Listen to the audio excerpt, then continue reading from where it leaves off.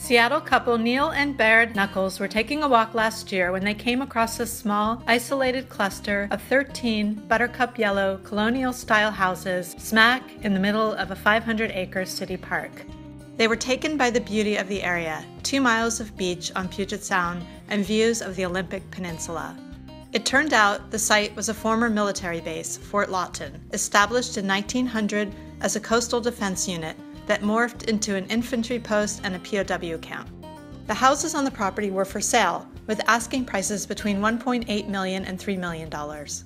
In February 2015, Rise Properties paid $9.5 million for all the homes, including the 13 colonials in what's called Officers Row and 13 smaller units down the hill in a neighborhood called Montana Circle. The company did extensive interior renovations, spending $300,000 to $800,000 on each house.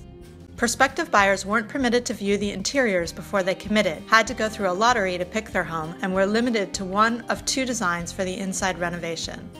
It was a leap of faith, says Mr. Nuckolls, who takes 14-mile walks since they moved in last December.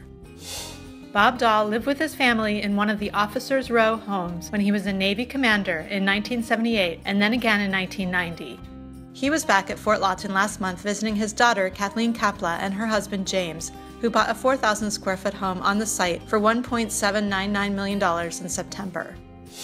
Scott Colville says he loves living in the 6,656 square foot house he and his fiancée, Jeannette, bought in the development for $3.75 million.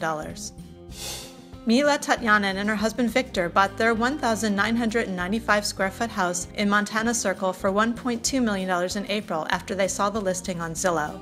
What they especially like about Fort Lawton is that no matter how much Seattle grows and develops, the park will not change. As Mr. Tatyanin says, we are protected.